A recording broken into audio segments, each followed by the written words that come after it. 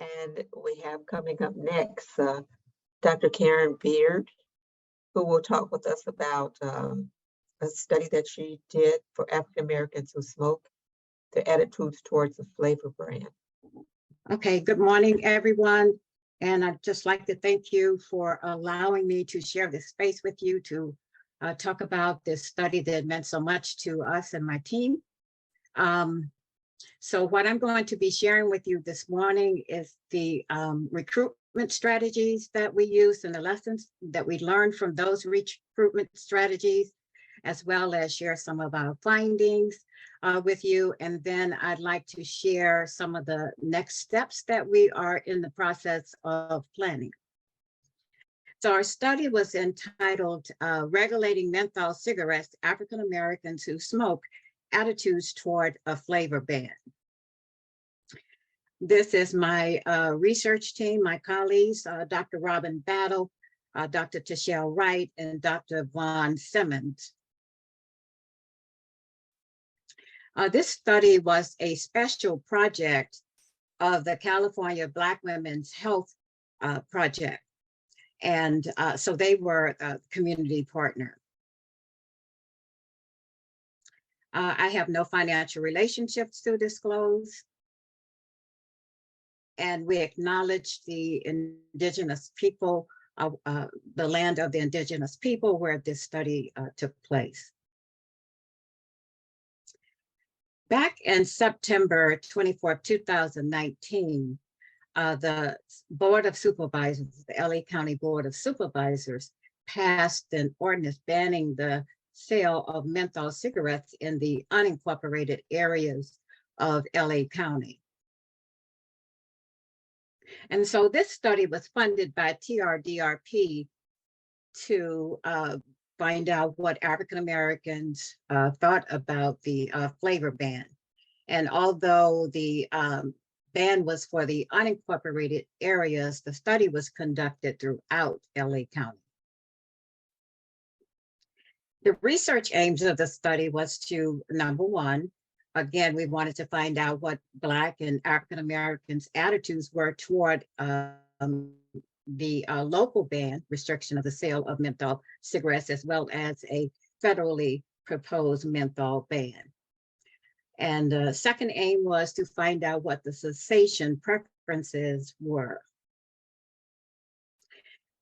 In order to participate in the study, you had to be an African American, reside in LA County, 21 years or older, and have smoked menthol cigarettes for at least 1 year and have a phone. So our recruitment strategies. We started out by canvassing, distributing flyers. We attended community events. We networked with faith-based organizations, and we also eventually published a monthly newsletter. And what you're seeing on the screen right now is one of the flyers that we distributed in various places.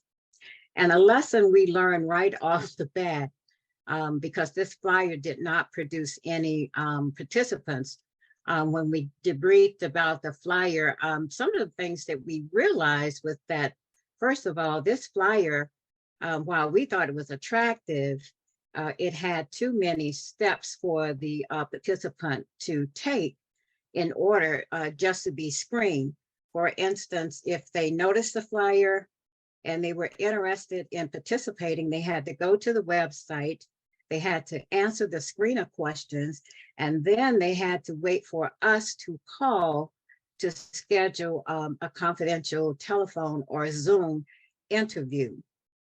And so we said that's too many steps. It's probably a barrier and a deterrent. And so we abandoned the idea of distributing flyers. And when we attended community events, we learned that sometimes prospective participants are so into the event, they don't want to take time to be screened. And so while we met quite a few people, we got very few to actually complete the screener. We were a little bit more successful with networking with faith-based organizations, building relationships with community organizations. And so we continued that strategy. And we also published a monthly newsletter.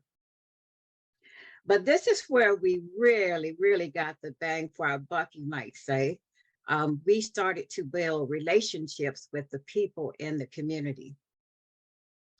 And what you see on the screen are two of our participants who early on were screened and completed the baseline survey. And so, and let me just back up and say, this study took place during COVID. So a lot of the normal strategies that are usual strategies that we would use, we weren't able to use because, we were shuttered and social distancing, and people were just not being found in the places that they normally would. So that was a barrier too. So we hit pay dirt when we started to build relationships with the people in the community.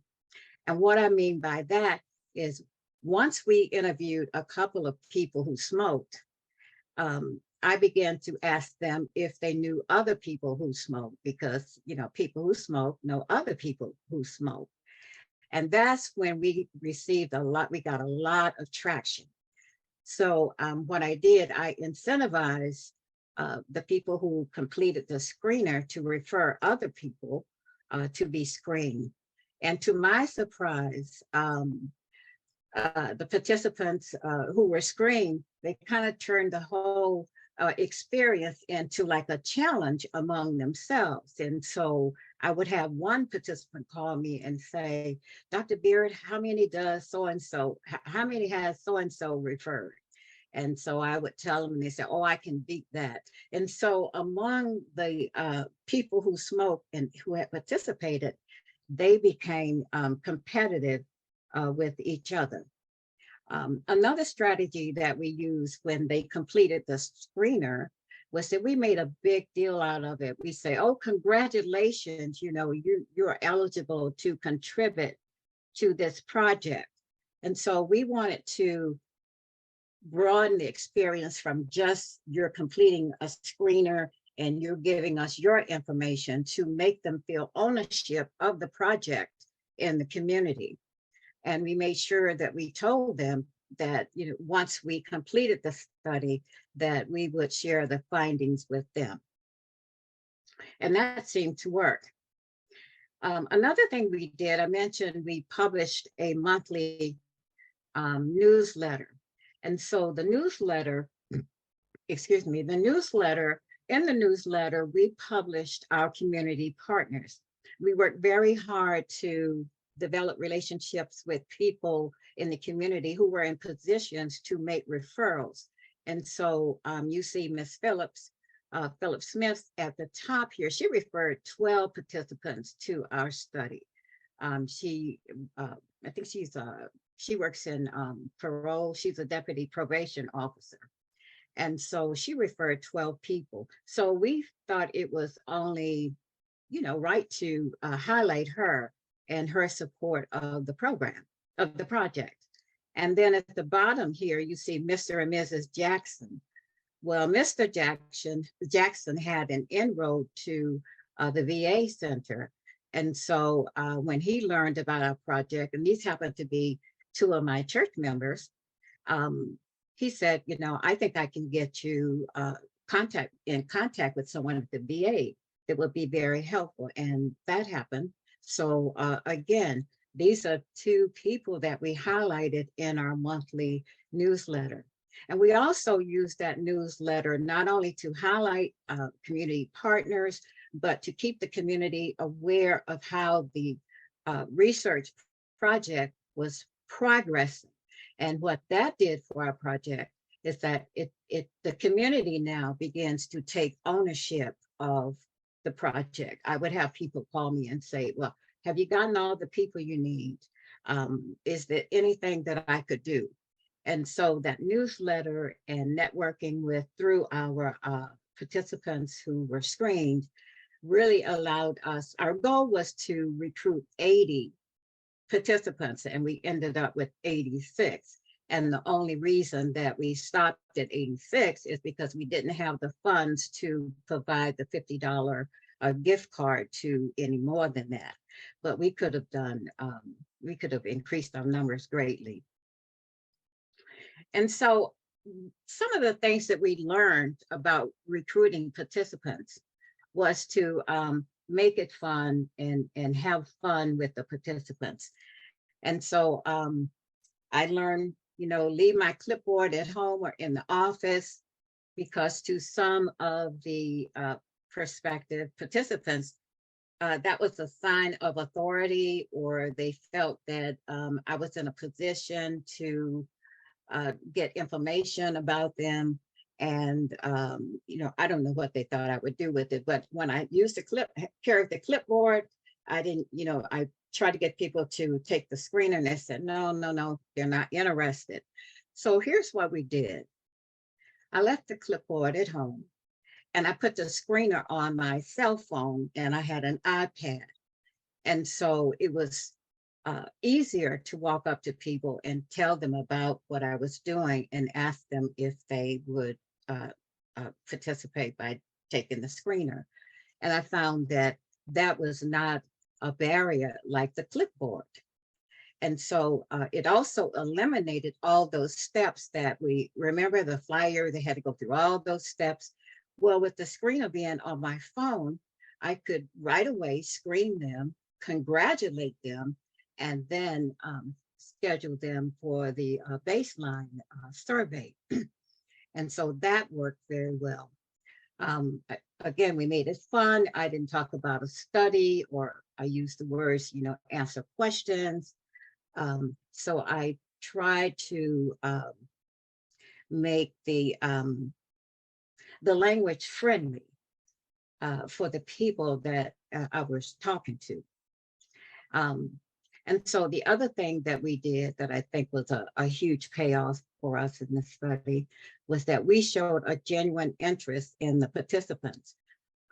I kept a spreadsheet of everybody's name, contact information, who they had referred, things that they had told me that was important to them. For instance, I had one grandmother that told me she was taking her grandson for a pony ride over the weekend, and she was very proud of being able to do that. And so what I did, I put a alert in my phone, I guess you call it, to make me remember to call her on Monday to find out, how did that pony ride go? And so my point to you is that we took extra measures to build a relationship with the people who were participating in this study. And so now we have a database of people who, any projects that I'm working on, I can call them, and we're kind of like on first name basis. They know me, I know them, they trust me now. And so it's easy for me to get them involved in other projects that we're doing, you know, in the county. And so again, a great lesson was to make it fun and to build a relationship rather than just looking at them as someone who's completing a screener and a baseline survey. And so one of our methods of collecting the data was to do in-depth qualitative interviews. We did that with I think there were about 100 people that we screened, and out of the 100, there was 86 that were identified as being eligible to participate. And so that's what we did. We screened and interviewed 86 participants.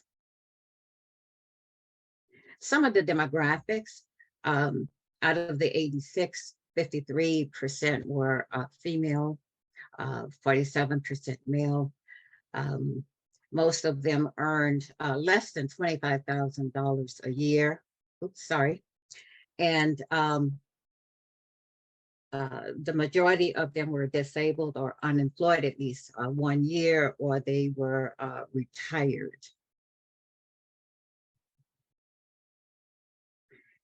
Regarding the support of the ban, 34% supported the ban.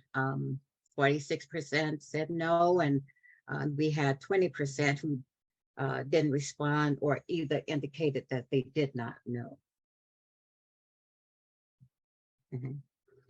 So the qualitative findings, 80% of the participants indicated that they would prefer to quit cold turkey or use willpower alone.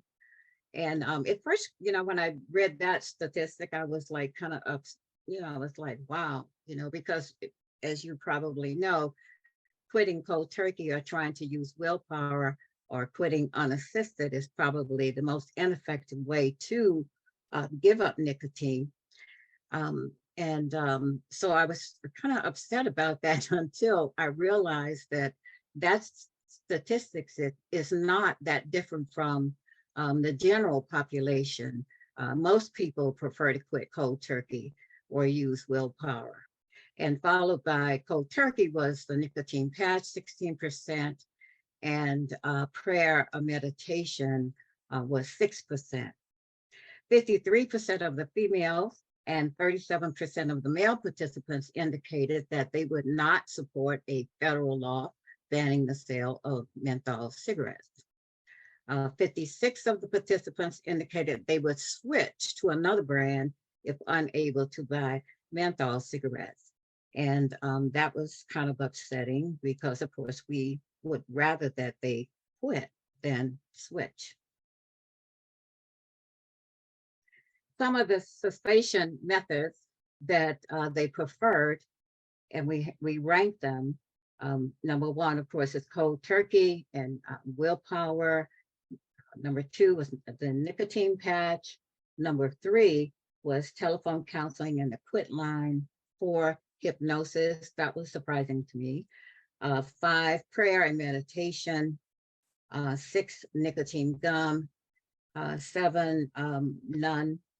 And 8 was individual counseling. We looked at the gender findings, crosstab between cessation preference and gender. And we found that more men reported quitting cold turkey than the women. 1 man reported individual counseling for a preferred cessation method, and we had no women. Slightly more men reported that the nicotine patch was their preference for quitting, and the women slightly less. Only the women reported preferring telephone counseling or quit line cessation, the cessation method, 4.4%. 1 woman reported the hypnosis as a cessation method. Slightly more women reported nicotine gum than men, and slightly more men than women reported prayer or meditation as their preferred cessation method. So when we look at income, of those who reported that they would prefer cold turkey or willpower, 74% of them earned less than $25,000 a year. And as you can see in our population, our sample population, the income went from 25,000 up to reportedly 100,000 a year.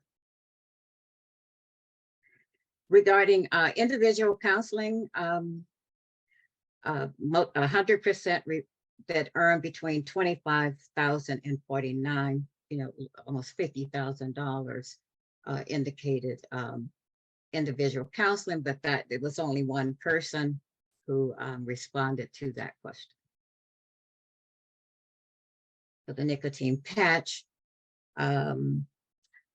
69% earned less than $25,000 a year. The nicotine gum, there were only 4 that answered this question, less than $25,000 per year, and that was 75%. Telephone counseling, only 2 indicated telephone counseling or the quit line, and they earned less than $25,000 per year. Prayer meditation, 4 people responded. That represented 75%, and that earned less than $25,000 a year. But as you can see, we had in the income category of 75,000 to 100,000, it was also 25%. One person hypnosis, and that person earned less than $25,000 a year. None listed. We had one person that didn't answer the question. They earned less than $25,000 a year. So let's take a look at education in terms of cold turkey and willpower being the preferred method to quit. 33% was the highest. And those participants had some college and or technical school. 9th to 11th grade, you can 21%, 12th grade or GED, 32%. So it was really closer to the college and technical school. And then college 4 years or more, it was 14%. So from these statistics, you can see that the people who preferred cold turkey and willpower were the ones who had the most education. Individual counseling, 1 participant responded, and that was that person had some college and or technical school education.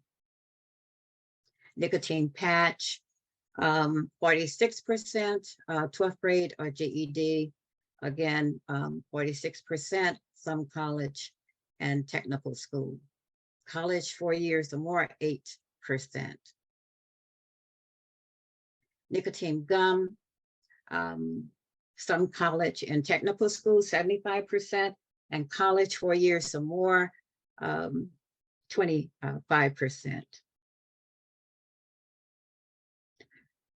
Telephone counseling quit line, we only have 1 person, some college technical school.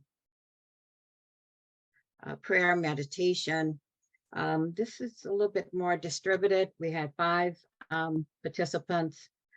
We had 9th to 11th grade, 40%, 12th grade, 20%, college technical school, 20%, college 4 years or more, 20%. Hypnosis, 1%. That person had some college and technical school education. Education, non-listed, that person had a high school diploma or GED. So we use, for the qualitative findings, we use a grounded theory approach, and 4 themes emerged. First theme was opposition to new menthol regulations. The second theme was social and generational tobacco and menthol product use. The third was interest in quitting, resources and community-specific information. And number 4 was other health-related issues and concerns in the Black African-American community, such as COVID-19 and poverty. So I thought what I'd do is share with you some of the comments from the qualitative interviews. So we have the comments taken directly from the transcription. So theme 1, opposition to new menthol regulations. Participant 2 indicated, said, I have heard of this law. Unfortunately, I don't like it because I feel like I am an adult. I am an adult and I should have the right, if I want to smoke menthol, to smoke it anywhere I want in any part of the United States. Participant 3 said, I think there, and referring to the government, to embalm. People do have a choice. What they should do is offer an alternative, and vaping is the best alternative with the pods, and let people taper off. But trying to tell people what to do only makes people angry. We all have a choice. The government doesn't have that choice whether we smoke or not smoke. Oops, sorry. And so in terms of the implications and our next steps, there's a lot of misinformation around mentholated products, including vaping and e-cigarettes. Some African Americans believe that mentholated products, menthol cigarettes, are medicinal, and so that they are helpful and not harmful. Some believe that menthol cigarettes are the best way to quit. If you're trying to gradually quit, you switch to a menthol cigarette, and that will help you quit. And so again, there's a lot of misinformation around exactly what menthol products will do to you, and if they are a way to quit, the best way to quit. There's a preference to quit without assistance. I talked about that. The findings in this study, which is a small study, there were only 86 participants, so we can't generalize the results, but the preference to quit without assistance is not that unusual. The general population feels the same way. However, I do believe that it's important for us to develop cessation approaches for those people who would like to quit without assistance. Quitting is an individual experience. One size does not fit all. So if someone would prefer to quit without assistance, my question is, what can we do for that person to ensure that they are successful? We also asked the question, why would 50% of the participants want to switch to another brand rather than quit if they are unable to buy menthol cigarettes? And an interesting thing happened. One of the participants from the menthol study called me about a month ago, and she, it was about a month ago, and she had just heard about Prop 31. She couldn't get her cigarettes where she normally would purchase them. And so she asked me where she could purchase cigarettes. And I was like, well, it's illegal to purchase cigarettes, anywhere, menthol cigarettes anywhere in, California now. And so she said, well, some people are getting them from Canada. What about Canada?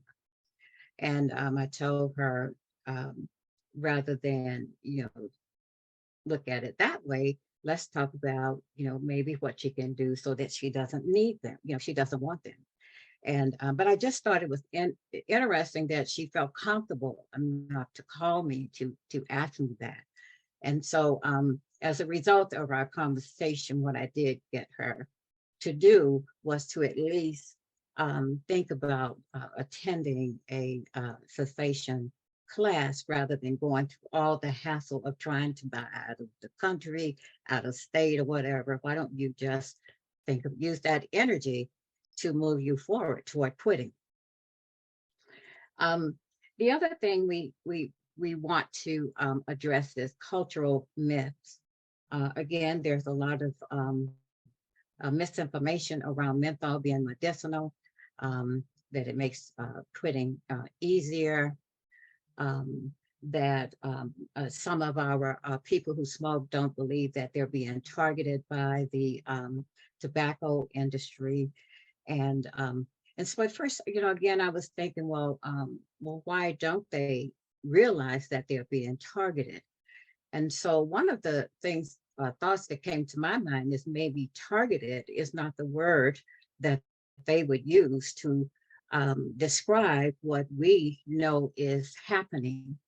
And so my team and I became very curious about, well, we would like to know, how do people who smoke, African Americans who smoke, what words would they use to describe what we mean by being targeted? So that's an area that we are focused on right now. We're in the process of developing what we're calling listening sessions or circles, so we can do just that, to work with the people who smoke to find out the language that they use to describe the conditions or the things that we refer to, how we refer to them. And so we believe that these findings will help us develop a culturally appropriate messaging and interventions. And we're also focused on, when we think about messaging and interventions, we're focused on not just from a health standpoint, of how to create messaging, but we want to look in places that hasn't been considered. For instance, thinking about why someone would switch rather than quit. Some of the ideas that we have around that include maybe there's some biases there, maybe status quo bias, maybe, just let's leave everything the way it is rather than change anything, because we like things the way they are. So is status quo bias one of the influencers are driving behind the decision to just switch to another brand rather than quit altogether? And then what about information bias? Maybe I just don't want to hear all that. I don't want to think about it. I don't want to have to consider it. So rather than support something that make a change that will require me to give some critical thinking or thoughts to it, let's just leave it like it is. And then lastly, we're considering looking at loss aversion bias. Maybe giving menthol cigarettes feels like a loss that, I don't want to lose. I want to feel like I'm losing something. Remember, I think it was participant number 2 in the first theme, opposition to the ban. Just felt like I should have the right to smoke menthol if I'd like. And so we want to look at, is there a loss aversion bias that's driving some of the decisions that our African Americans who smoke are making? And then perhaps social norms is a direction that we should look into. And social identity. I think the tobacco industry has done a great job in making African Americans believe that smoking is just a part of who you are, your culture. And so maybe that identity is so ingrained, being a person who smokes is so ingrained into who I am that it's difficult to give it up, because then who do I become? If I believe that's part of my identity, I give up nicotine, I stop smoking menthol cigarettes, then who am I? Who am I? So those are some of the next steps and way forward that my team, that we're thinking about based on the menthol study. Although the study was small and we can't generalize it to the public, I do think some rich information came out of it that is going to be a basis for us to move forward in intervention planning. We're greatly interested in also, there's a lot of good research being done. And so we're interested in translating that great research into practical interventions. You know, you heard a lot of the research that's being done. And so I'm excited about the findings from that research, but I'm even more excited about how can we take that research and then translate it into practical cessation interventions so that something that we all want, and that's to end the tobacco's game. And I'm not sure where I am with my time, Norma, so you can let me know, and I'll answer any questions at this time. So there was one question: where does group counseling come into play? Does the group support count for anything? That's part of the question. I'm not sure what you mean by count for anything. I think any intervention counts. Now, when I practice, because I don't believe one size fits all. Like, I have a group that's starting April 5th. I will provide the option for individual sessions as well as group. I think there's some value to groups and that you learn from each other.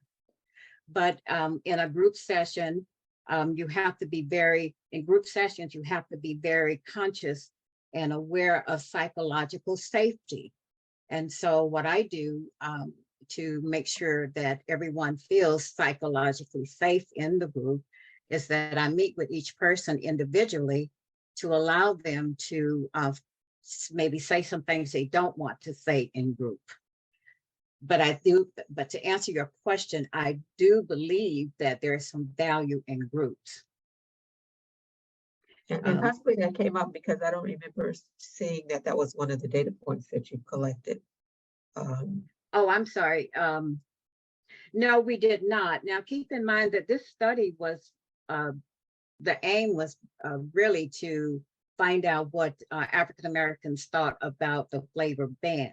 There were some questions in there, like the cessation preferences.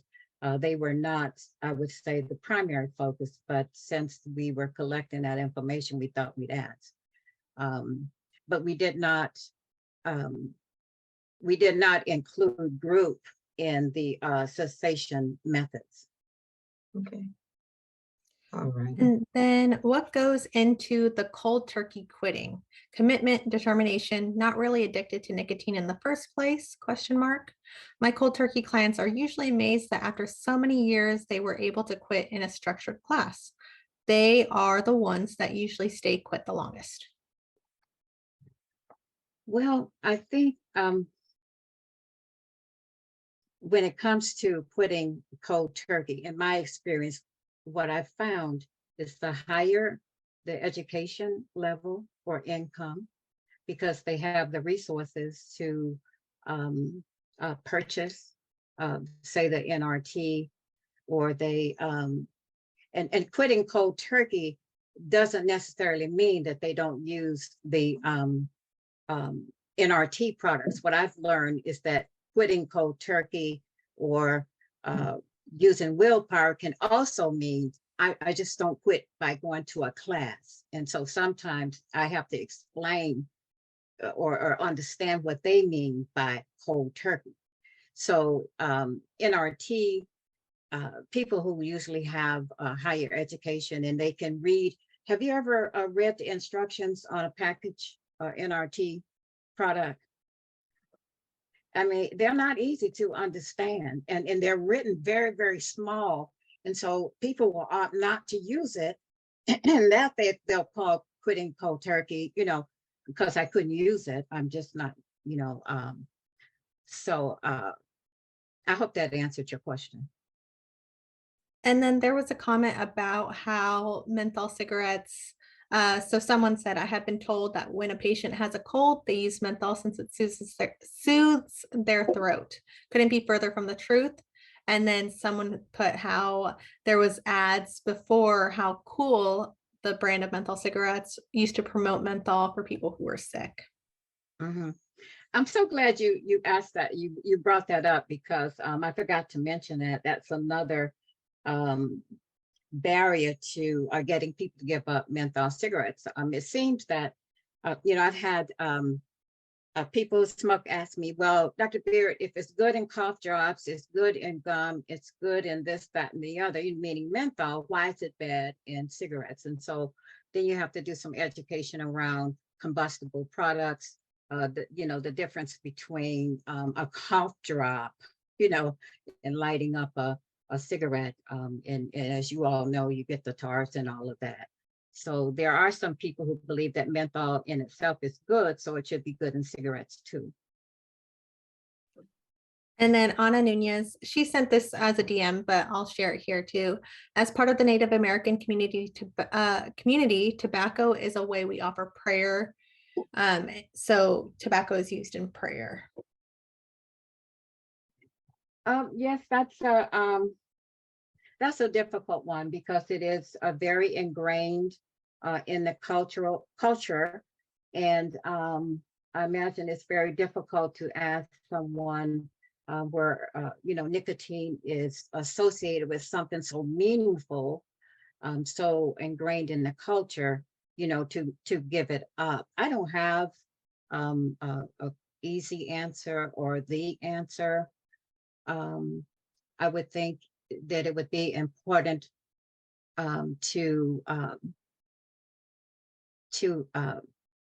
find some benefits, even though it's a cultural and it's ingrained. What would be the benefits of giving up, the practice of smoking for culture? But that's a tough one. That's very tough. And even if you're not Native American, what I find is that the more meaningful the act of smoking is, the more difficult it is to give up. And what I mean by that is, I back in the 70s, I started smoking Virginia Slims. They had just come out. I had just graduated from college. I wanted to be cute in the club. And the cigarette was long, like Lauren Bacall, Lauren Bacall, how she used to sit and smoke those cigarettes. And so I wanted to be like that, and my girlfriend had said to me that she said, if you want to meet, we just graduated from college, we're trying to get married, all that stuff. And so she said, well, the way to meet guys is to sit in a club, you hold the cigarette and you don't light it. And so a man will come over and light it, and that's how you meet guys, So for the most part, it worked. And I share that story with you because the act of smoking to me at that time wasn't a core meaning for me. I mean, it was kind of like a tool, but I quit.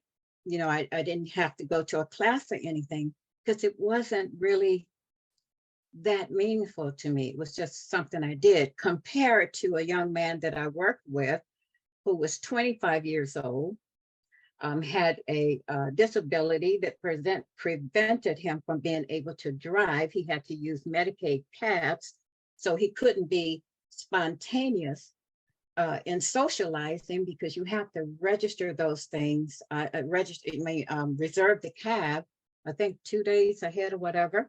So he was very lonely. And he said he was a chain smoker. He sat in his apartment, he smoked and he smoked and he smoked. He said, this is all I have. I have no friends. My family doesn't visit. I can't go anywhere. So I'm not giving up my cigarettes. So to him, the cigarettes were very meaningful. It was like a friend. Does that make sense? Yeah, it does. Yeah. So And someone said, oh, go ahead. I'm so sorry. No, I was just going to say, I think you have to look at that. How meaningful is it to the person? Mm-hmm. Someone did say they were curious about the voice of those who support the ban. Well, the voice of those who supported the ban, from best we know from that particular study, was control. I should be in control of, you're taking away my freedom. You're taking away control of decision control. I should be able to decide whether I smoke or not you, government. And so it was a control issue in this particular study. And I think maybe, I don't know if they had heard this, but I think the tobacco industry is doing a great job of spreading disinformation about how your rights are being infringed upon by having these ordinances or bans, or, you know, taking the products off the market. And so, yeah, that was the thing, you know, of taking away my rights, or my freedom. I think they were asking for just the opposite, those folks who support it and support the ban. And I think those are more the public health and people that understand, you know, what the dangers of Okay. smoking are. So that's Thank you, okay. Norma. That's okay. Sure. Okay. And we I can apologize take, if I'm not hearing you as you are asking, and I apologize. Those who supported the ban, they indicated that it was a good thing because it'd be healthier for the community. That was basically it. It'd be a good move, you know, it'd be healthier. and let's see, we got maybe a couple more we can take. Can I pitch in here, Brianna? Of course. I'd like to say, question. who's this? Julia, can I? Sure. Yeah, calling from Chinatown. I work there as a nurse practitioner. For Dr. Bear, if I would ask, what's the best you have been engaging? I know that you are doing this research, and the same time you talk about in the slide, the best strategy was your genuine concern. And I want to know, is any other factor that enhance that you'll continue engaging with the patient? So you build up the very strong rapport in order to go further, either as a reduction or in the end, hopefully, all ultimate goal is cessation. What would you say besides genuine concern? What other factor help you to continue building the strong rapport with the smoker? I would say cultural humility. I would say just my belief in validating people's worth just because they exist. So perhaps you don't want to, perhaps the person does not want to quit smoking in my timing, but that doesn't make them less, the effort for me to display less effort in just walking along that path with them until they are ready. So I'm not attached to the outcome. I'm there to show them the process. They will quit in their own timing. I had a man 2 or 3 years ago, and he reached out of the blue and called me and said, well, I haven't quit smoking, but I'm down to 1 pack. But now if I hadn't nurtured that relationship, that man never would have called me. I met a man in the airport, and I was talking to him, and he shared that he was on that side of the airport smoking. And then when he realized I work in tobacco cessation, he wanted to, I said, hey, fine. I said, but here's my card. And to my surprise, he told me when he got back from his vacation, he was going to call me, and he did. And to answer your question directly, I guess I would say, when you're in a relationship, when we work with people who are struggling to give up nicotine, we're in a relationship with them. And if we treat that relationship like we would treat any other relationship that we valued, that rapport that you build with them, the feeling that I don't have to be perfect, or I don't have to give up nicotine for her to care about me, comes across. you know, if you make it too clinical, I like to show compassion rather than, what do you call it? You know, where they have compliance. I practice compassion rather than compliance, because psychological reactance, grown people don't like to be told what to do. And so you know, I'm here to help you, but I can't tell you. I can only be there for you when you decide. And so to me, just to me, the relationship is so important, so that when you come to that conclusion. But now I know that might be unrealistic. If you have a program, you got to report, you know, numbers and this, that, and the other. But that's why I like to practice the way I do, independently. Okay.